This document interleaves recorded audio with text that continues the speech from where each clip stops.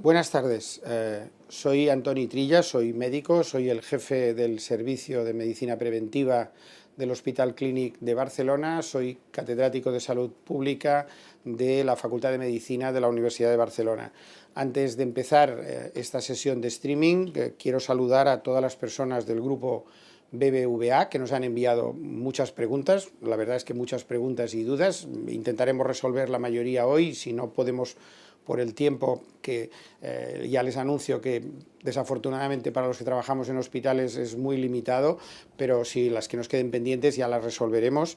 Y especialmente esta sesión en streaming es gracias al portal Clinic, una iniciativa en la cual la Fundación BBVA es muy importante en colaboración con el Hospital Clínic. Si me permiten, es la única referencia personal que quisiera hacer, un saludo especial a Rafael Pardo, director de la Fundación, con el que hace muchos años nos une una buena amistad.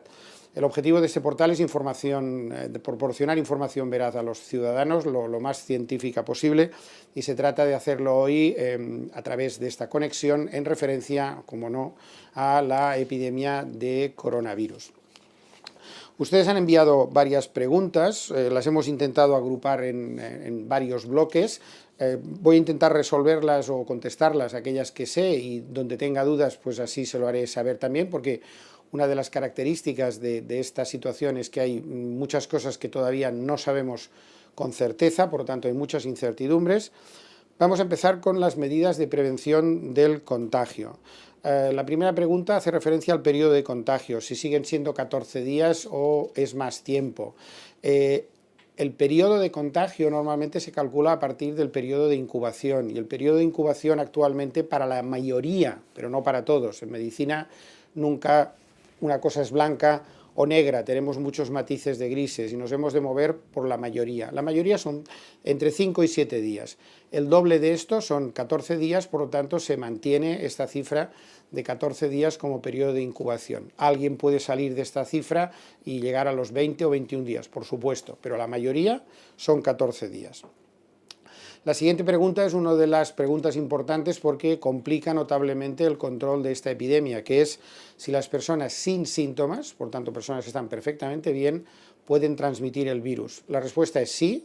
La respuesta a esto es habitualmente una pequeña proporción del total de personas. La mayoría de las personas transmitimos la infección cuando tenemos síntomas, cuando tenemos fiebre, cuando tenemos tos, pero es cierto que una minoría, que no podemos cifrar, pero que probablemente debe situarse por debajo del 5 o quizás 7%, pueden transmitir la enfermedad antes de empezar los síntomas, especialmente en las últimas 24 o 48 horas antes de iniciar los síntomas.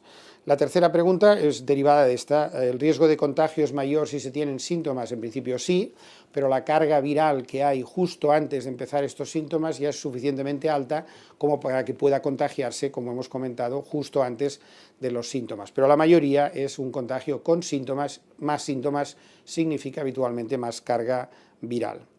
Esta es una pregunta que, mire que me han hecho preguntas hasta ahora sobre esto, pero esta creo que es la primera vez que me lo hacen, ¿no? Dice, si una persona está haciendo deporte y suda, ¿es más fácil el contagio? La respuesta es no especialmente por el sudor, la respuesta es no. Esto se transmite por la respiración, por hablar, etcétera, etcétera, y por el contacto. Por lo tanto, es cierto que una persona que está haciendo deporte respira más rápidamente y probablemente pues, tiene un ritmo cardíaco también más acelerado, pero el riesgo de contagio sigue siendo el mismo. Por decirlo de forma gráfica, si ahora no podemos, pero si hacen ustedes deporte por parejas y dos personas corren a 2 metros de distancia, por mucho que suden, el problema está en que se acerquen y respiren o hablen uno con el otro directamente. ¿Es recomendable el uso de guantes desechables? La respuesta es no, si no hay una necesidad, por ejemplo, en sanidad o de manipular alimentos, etc. La mejor manera es lavarse las manos antes, durante, después, otra vez después y todas las veces que hagan falta.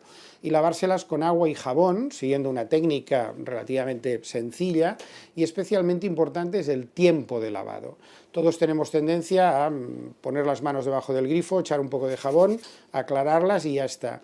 Hay que estar mínimo 30 segundos frotando bien las manos, frotando los dedos, frotando las palmas, frotando los pulgares, etcétera, etcétera, para poder conseguir un lavado eficaz. Y el agua y el jabón, por diferentes propiedades químicas, son perfectas para poder sacar el virus de nuestras manos y eliminar el riesgo de contagio a partir de las manos. Nos podemos contagiar a través de las mascotas. Este es el objetivo del artículo que he publicado hoy en La Vanguardia. Tengo una columna diaria para ir informando un poco de cómo va. Yo tengo una mascota, soy muy amante de los perros. No hay ningún riesgo de contagio del perro o del gato o de lo que sea a las personas. Hay una famosa noticia de que un perro en Hong Kong se infectó y lo más probable es que se infectara a partir de su dueña, que sí que tenía la enfermedad. Dicho esto, como esta enfermedad hay cosas que no sabemos todavía de forma exacta, hay que mantener una norma básica de prudencia, que es lavarse las manos antes de tocar las mascotas y volverse a lavar las manos y volvérselas a lavar después de tocar las mascotas, pero nada más. En caso de dar positivo, ¿qué medidas de prevención se recomiendan para no contagiar al resto de la familia? Pues hay que tener en la cabeza que la idea es mantener la distancia, este famoso 1,5 metros, 2 metros si quieren, de seguridad, e intentar no compartir en ninguna estancia, dormir en una habitación individual, bien ventilada, si es posible utilizar un baño propio y limpiarlo luego con lejía y 4 cosas más, e intentar organizarse la vida, que muchas veces no es nada sencillo, como si vivieran en el mismo piso, pero en pisos distintos, de manera que no coincidan en ninguna situación. Oiga, ¿y cómo lo hacemos para comer? Pues ustedes saben más que yo de cómo se organizan las familias. La parte de la familia no contagiada puede comer primero, se retira a la mesa y todos se van a otro sitio a ver la tele y se avisa a la persona contagiada que salga de su habitación solita, no se mezcla con nadie más, come y ya está. Es decir, hay que evitar el contacto físico. Si trabajamos cara al público y nos exponemos a varias personas con el virus, ¿tendremos la enfermedad más grave por mayor exposición? La verdad es que no, es decir, la exposición no sabemos cuál es. Si ustedes atienden a 50 personas y ninguna está infectada, no tendrán ninguna exposición. Si las 50 personas están infectadas, no sabremos cuál de ellas les puede contagiar, pero se contagiará una vez. Y esto depende de la distancia y de las medidas de seguridad que les decía. Un contacto de corta duración, 5, 10, 15 minutos, pongamos quizá hasta 20, 25 minutos, a una distancia de seguridad de 1,5 metros, sin ningún tipo de protección, es una garantía de que el riesgo de contagio es muy, muy, muy bajo. Si además utilizan una mascarilla porque están mucho más próximos o porque tienen que hacer algo mucho más cerca de las personas, pues el riesgo también se reduce, pero no hay que fijarse tanto en las mascarillas y en los guantes, porque a veces nos ponemos guantes y no nos lavamos las manos. A veces nos ponemos mascarillas y dejamos media nariz al aire o no ajustan bien. Lo más importante es la distancia física, esta es así. Si es 1,5 metros, 2 metros y nos lavamos frecuentemente las manos, el riesgo de contagio es muy bajo o bastante más bajo, ¿no? Desplazamiento hasta nuestro lugar de trabajo, pues creo que ahora en estos días no hay mucho desplazamiento al lugar de trabajo. Aquí en Cataluña por lo menos se recomienda que viajes solo. Si viajes en transporte público, pues lógicamente hay que mantener esta misma distancia de seguridad de estos 2 metros y lavarse las manos nada más llegar a nuestro puesto de trabajo una vez y volvérselas a lavar para darse cuenta de que nos las hemos lavado bien. La pregunta dice realmente cuándo hay que llamar a los teléfonos especializados o ir a urgencias en la situación actual. Esta es una pregunta difícil de responder, es decir, hay que buscar un equilibrio. Nadie que tenga síntomas importantes se debe quedar en casa sin una consulta telefónica y esta consulta telefónica es la que debe derivar al paciente o al presunto paciente y decirle, pues mire, por esto que me explica usted y todos los síntomas, yo le recomiendo que vaya a su centro de atención primaria o ahora le mando una ambulancia porque esto parece más importante, o quédese usted en casa y haga o siga los consejos que le doy. De manera que quizá lo más importante es la atención telefónica. La atención telefónica hace lo que llamamos en medicina un triage, una selección, y decide cuál es el mejor dispositivo al que derivar al paciente, desde quedarse en su casa hasta mandarlo a urgencias del hospital, y poca cosa más. Lo que no es conveniente, no se lo aconsejo para nada, es que con síntomas leves se desplacen ni al médico de cabecera ni a las urgencias de los hospitales. Ahora, en esta situación, los médicos de cabecera y los hospitales estamos para atender a las personas con síntomas graves, con presunta gravedad o con factores de riesgo que nos obliguen a considerar el ingreso, por ejemplo, en el hospital. La cuarentena sirve para aplanar la curva de contagio, muy bien, esta es la teoría, no la cuarentena solo, muchas más cosas, pero la cuarentena es muy importante. Y para que no se colapse el sistema sanitario, de eso se trata. Y esto va a ser difícil visto la velocidad que tiene este virus en extenderse. Pero dice, ¿no volvería a producirse un pico cuando salgamos todos de casa? Esta es una pregunta muy relevante. Dependerá del número de personas que se hayan contagiado y dependerá del número de personas que se hayan vuelto inmunes. Pensamos que hay inmunidad, estamos convencidos de que una persona contagiada puede desarrollar inmunidad y dependerá del porcentaje de personas que se vuelvan inmunes durante esta primera fase de la epidemia, en la cual hay muchos contagios, afortunadamente lo saben, de formas leves de enfermedad, gente, este 80% que decimos que apenas pasa la enfermedad. Estas personas luego dificultan mucho, la proporción de personas inmunes en una población global dificulta mucho la transmisión del virus, con lo cual es posible que al levantar la cuarentena todavía se produzcan algunos casos, pero también es posible que esto se aplane de una forma razonable, por lo menos durante un tiempo. A partir de aquí ya veremos lo que sucede, dependiendo de la biología del virus, en los meses subsiguientes. En su opinión, las medidas tan drásticas que se están tomando tendrán graves consecuencias sobre la economía, esto es clarísimo, están justificadas. Esta es una pregunta que cada uno de nosotros tiene que responder. Las medidas son muy drásticas y hay gente que opina que no son ni tan solo drásticas. O sea, hay gente que está pidiendo que vayamos a un modelo chino prácticamente, o sea, de parálisis del país. Mi opinión personal es que es imposible y además probablemente no es ni tan solo bueno paralizar completamente un país. Entre esto y el intentar hacer todos durante los días que se nos pida, que ya les digo que serán más de las 2 semanas iniciales. Calculen que con suerte la semana siguiente y a lo mejor hasta después de Semana Santa mantenemos las mismas medidas. Es muy difícil, ojalá me equivoque, que esto baje o se aplane de forma que nos podamos no relajar, pero sí pensar en levantar este tipo de medidas. Es verdad, hay que buscar un equilibrio. La salud es muy importante y si conseguimos aplanar la curva, probablemente el sistema sanitario aguantará mejor este fuerte embate por parte del virus. Tendrá consecuencias económicas, seguro, consecuencias económicas muy importantes. Bueno, ya nos recuperaremos, igual que nos recuperamos del virus, nos recuperaremos de la crisis económica, esperemos, en la que estaremos inmersos o ya estamos inmersos si esto dura más tiempo del que todos creemos.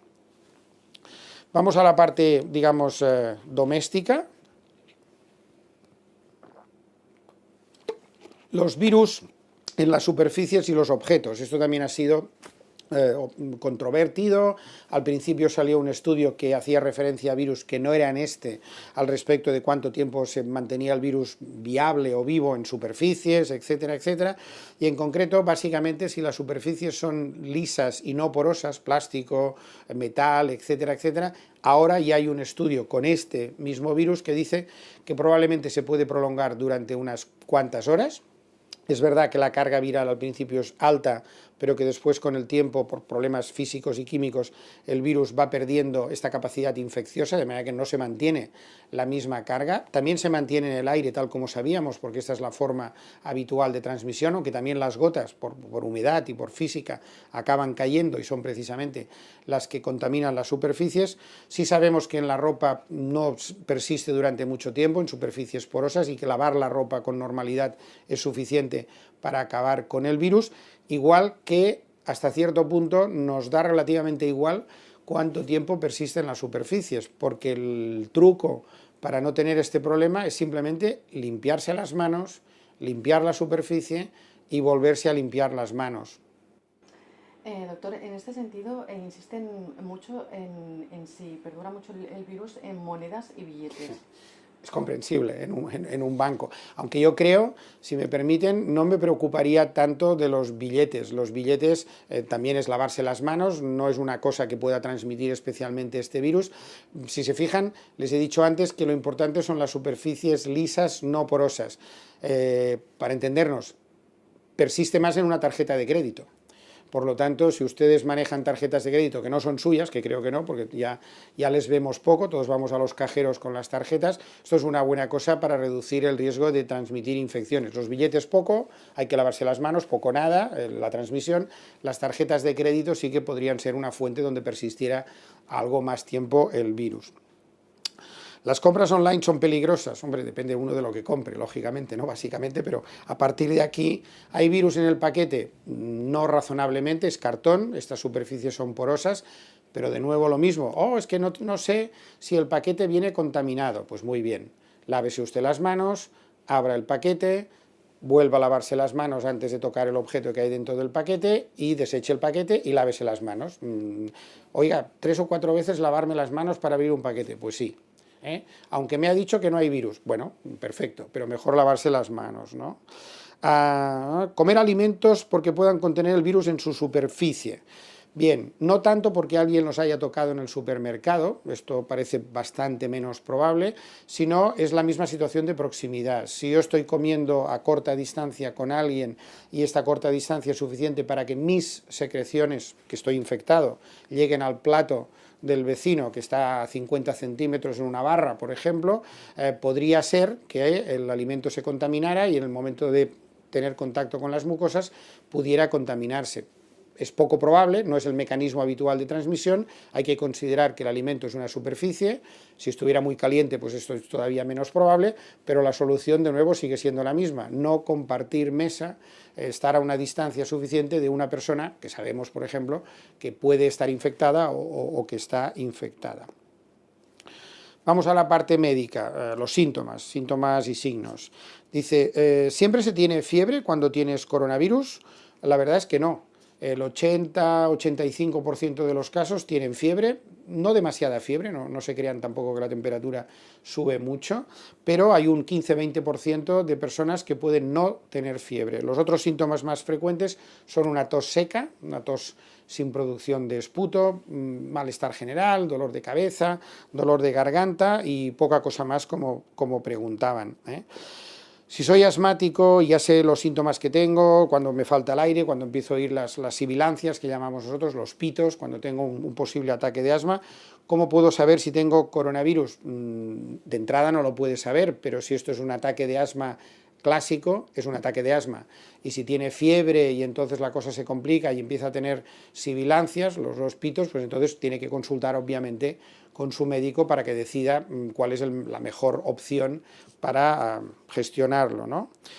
Fiebre baja y tos son motivo suficiente para pedir el test de coronavirus. En principio sí, si se dispone de pruebas suficientes, cosa que en estos momentos en determinados lugares de España ha sido un problema en los últimos días, ahora parece que nos estamos ya recuperando, hay que hacer la consulta telefónica o la consulta a las apps, en varias comunidades autónomas hay una especie de autodiagnóstico que te dice mejor que llame a los sistemas de atención domiciliaria y te pueden recomendar hacer la prueba con estos síntomas, 37,5 y tos.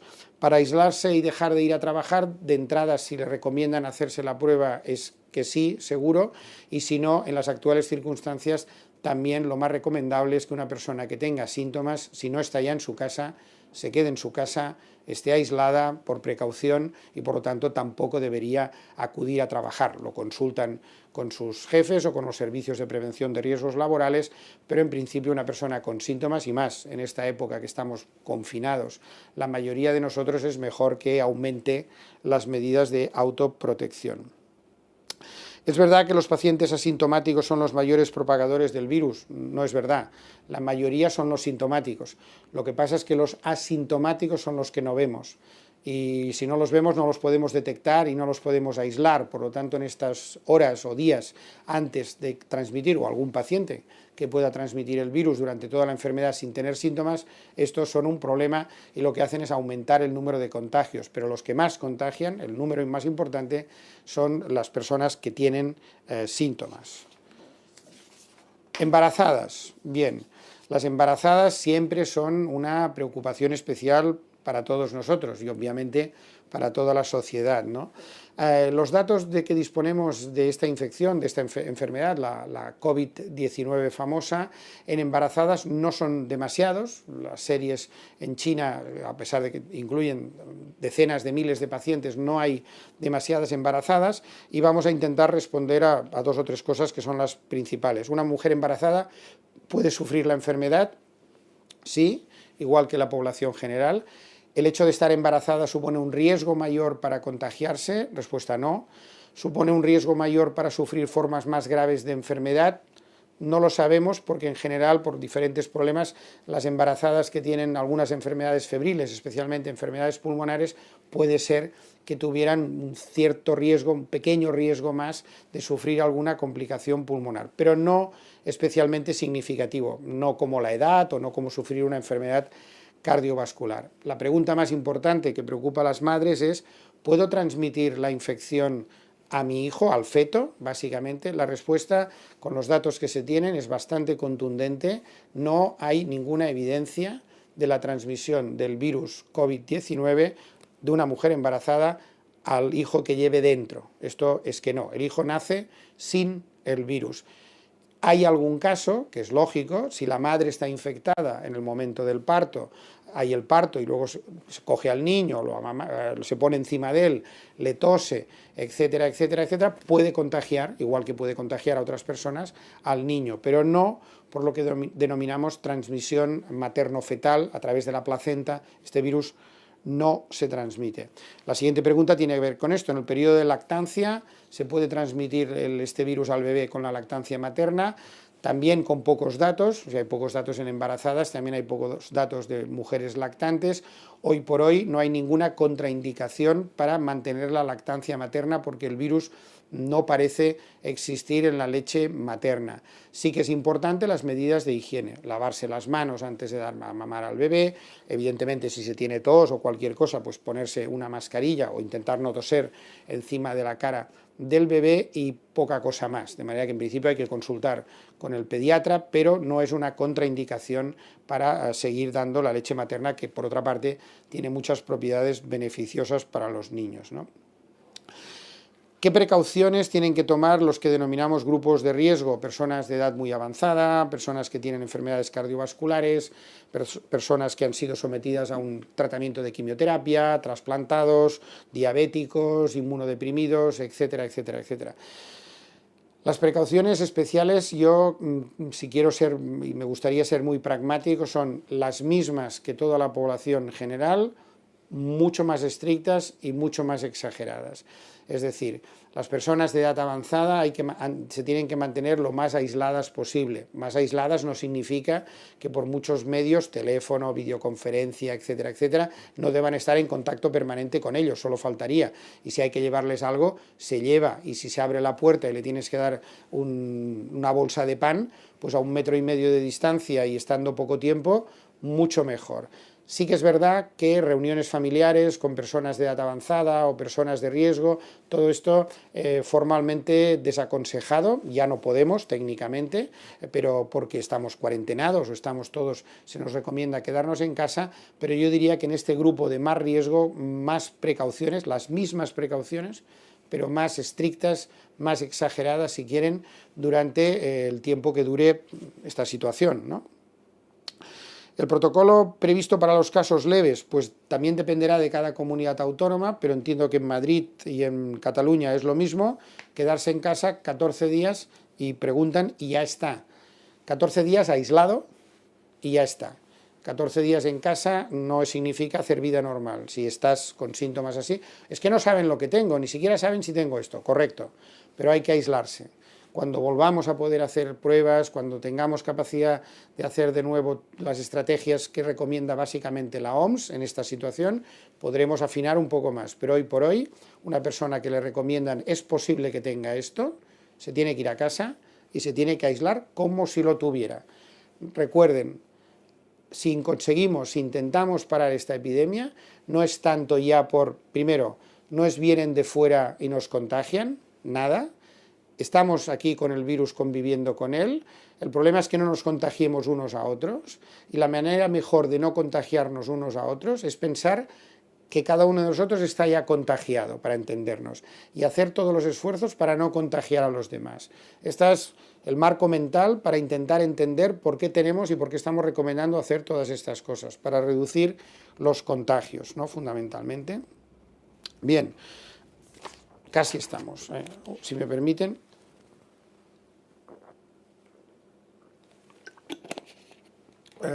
Les anuncio que también que las personas que están grabando están a 2 metros de distancia al otro lado de la mesa. Y yo voy sin mascarilla porque estoy en mi despacho que está fuera del hospital y como no tenemos aquí más riesgo que en casa, pues en principio seguimos trabajando mientras podamos de la mejor manera que podamos, ¿no? Novedades sobre la inmunidad y el tratamiento, previsiones de futuro. Bien, la pregunta del millón, y esta nos ayudaría mucho a saber por dónde pueden ir muchas cosas. Una vez que alguien ha pasado la infección, ¿queda inmune? Creemos que sí, no lo sabemos con certeza, pero creemos que sí. Sí sabemos por otros virus, no por este en concreto, supongo que estos datos empezarán a aparecer dentro de poco tiempo. Pensamos que puede haber una inmunidad que llamamos de corta duración. Corta duración no sabemos si será medio año o un año, pero seguramente, porque otros coronavirus se comportan así, no será una inmunidad de larga duración, será de corta duración. ¿Y por qué es importante esta pregunta? Porque si no hay inmunidad, estamos expuestos a que rápidamente, lo que comentábamos antes, en cuanto se levanten las medidas de cuarentena y tal, todos volvemos, para entendernos, a la casilla de salida y estamos en el mismo lío. Esto parece que no sucede, por lo tanto un cierto grado de inmunidad tiene que haberla. Si hay inmunidad, podemos pensar en vacunas. Ahora veremos, seguro que hay alguna pregunta sobre las vacunas. Si no hubiera inmunidad, lo de la vacuna empieza a perder muchos enteros y la cosa se complica de forma notable. De manera que la respuesta es sí que debe haber inmunidad, o que estamos prácticamente convencidos de que la hay, de corta duración. ¿Es cierto que el ibuprofeno puede empeorar la enfermedad? Pues miren, estos 3 últimos días la respuesta es ni yo lo sé. Unas agencias dicen que sí, otras agencias dicen que no, otras que depende. Bueno, como todo, aquí hay una alternativa para la mayoría de la población, tomar paracetamol en lugar de ibuprofeno. Si alguien toma ibuprofeno, en absoluto piense que lo siguiente que va a hacer después de tomarse la pastilla es infectarse por el coronavirus. Esto tampoco es así. Y como hay mucha gente que requiere el tratamiento del ibuprofeno por las enfermedades otras que tiene, debe consultar a su médico qué es más importante, si mantener el tratamiento con ibuprofeno por un posible aumento del riesgo de la infección o de la respuesta a la infección por este COVID, o si hay alternativa como el paracetamol u otro, pues pasarse al paracetamol. La OMS ayer emitió un comunicado diciendo que sí que creía que había un cierto mayor riesgo, no me lo he leído a fondo todavía, esperaremos a ver qué respuesta dan las autoridades sanitarias españolas, la Agencia de Medicamentos y Productos Sanitarios, a la luz de esta aparente contradicción que hay, ¿no? Nos dijeron, y lo hemos dicho, y lo mantenemos, que este virus tiene mayor impacto en personas mayores. Es así. Los índices de mortalidad son mucho más altos en personas mayores. Para entendernos, una persona de menos de 30-35 años tiene una probabilidad de morirse inferior al 0,1, 0,2, 0,3%. Una persona de más de 80 años, en el otro extremo de la vida, tiene una probabilidad de morir con una enfermedad grave por COVID que se acerca casi al 12, 14 o 16% en la mortalidad global, y en concreto en este grupo, en los casos más graves, la probabilidad de morir, más de 80 años, es prácticamente del 50%, es lo que llamamos el índice de letalidad. Pero siempre, 80% suele ser gente que no tiene este tipo de complicaciones, pero hay siempre un 20% de formas graves.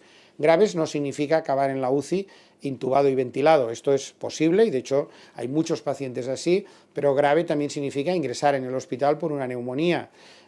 Pueden ser personas jóvenes enfermas o personas jóvenes sanas. Siempre habrá alguien, y el porcentaje es pequeño, pero cada uno tiene nombre, apellidos y familia, que pueda tener una enfermedad grave estando previamente sano. En esta infección sucede exactamente lo mismo. El virus está mutando y da cada vez lugar a infecciones más graves.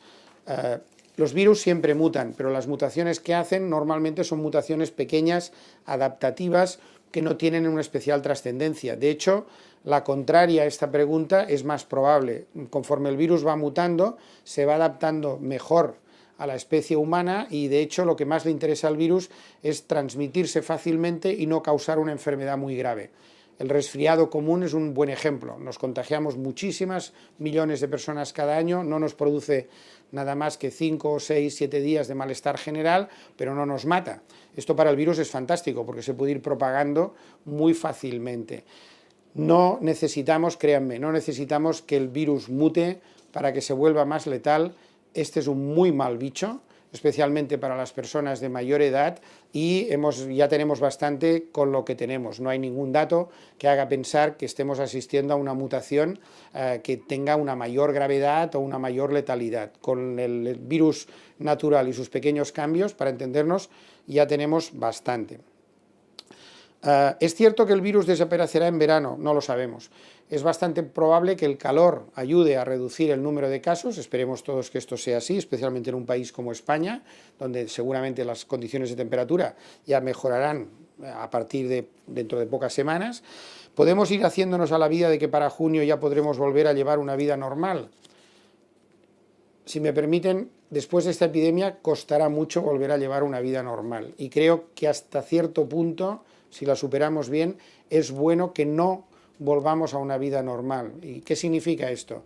Que pensemos cosas que a lo mejor no hemos de seguir haciendo, el uso del teletrabajo, la telemedicina, muchas cosas que hemos tenido hoy que correr y ver cómo lo teníamos para poder no improvisar, pero sí actuar con de esto. Las reuniones presenciales probablemente se pueden reducir, los hábitos de higiene tendrán que mejorar, volveremos a la vida normal, sin duda, pero convendría también una cierta reflexión de, por ejemplo, las cadenas de producción. Saben ustedes que uno de los problemas graves que tenemos es que no tenemos suficiente material sanitario porque se fabrica precisamente, mayoritariamente en China.